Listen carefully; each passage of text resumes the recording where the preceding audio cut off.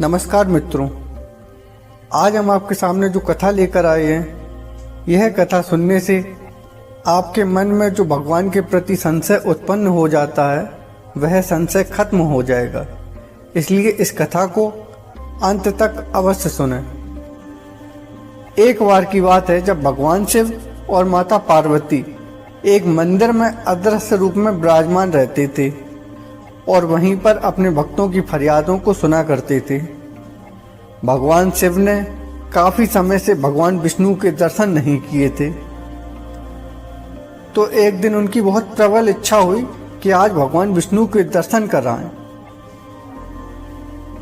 तो उन्होंने माता पार्वती से कहा, हे देवी, काफी समय हो गया है, मैंने भगवान विष्णु के दर्शन नहीं किए हैं और आज मेरी बहुत प्रबल इच्छा हो रही है कि उनके दर्शन करें।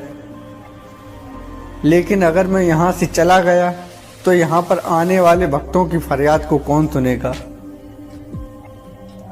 ये सुनकर माता पार्वती ने कहा, हे प्रभु, अगर आपकी इतनी ही अधिक इच्छा है तो आप उनके दर्शन करने चले जाइए और यहाँ भक्तों की फरियादों को मैं सुनती रहूंगी।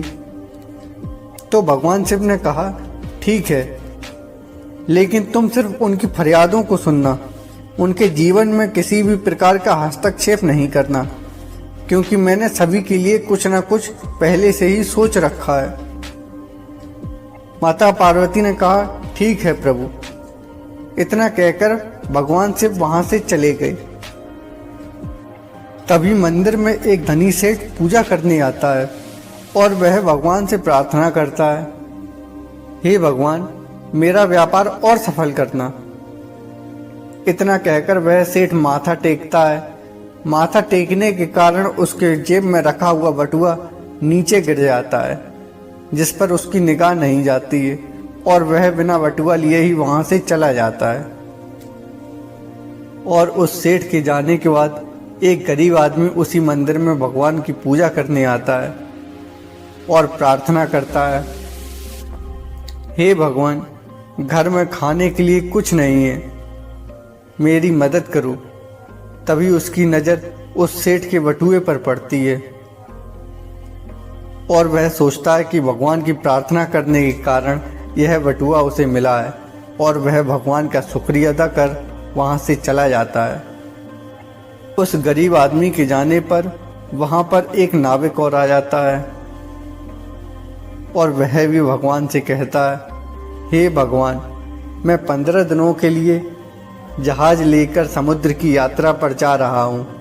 यात्रा में कोई अड़चन ना आए, इसलिए आप हमेशा मेरे साथ रहना।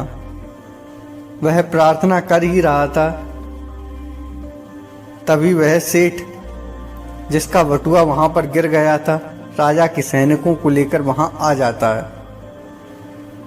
और कहता है कि मेरे बाद ये नाविक ही यहाँ आया है, इसी ने मेरा बटुआ चुरा लिया है। सेठ की बात सुन राजा के सैनिक उस नाविक को अपने साथ ले जाने लगते हैं और यह सब देख माता पार्वती सोचने लगी कि इस नाविक का क्या कसूर है।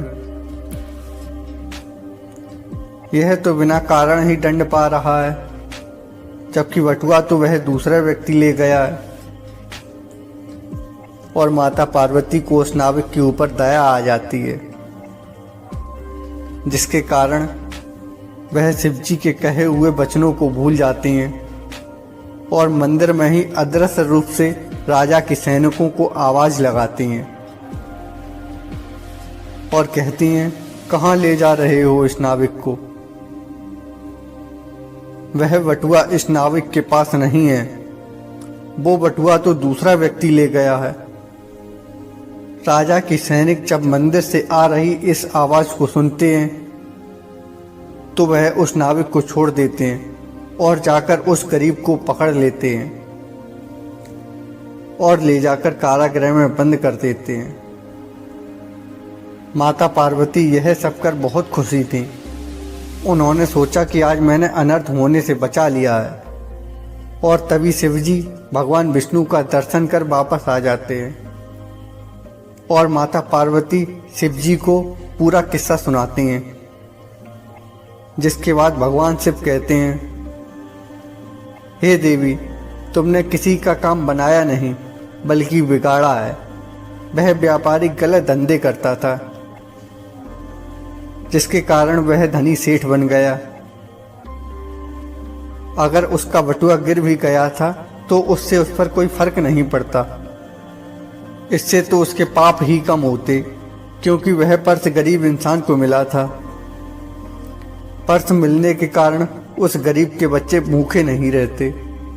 रही बात नाविक की, तो वह जिस यात्रा पर जा रहा था वहां तूफान आने वाला था। अगर वह नाविक जेल में चला जाता तो उसकी जान बच जाती। अब भगवान शिव की बात सुन माता पार्वती सोचने लगी कि मैं तो सोच रही थी कि मैंने अपने भक्तों का भला कर दिया है।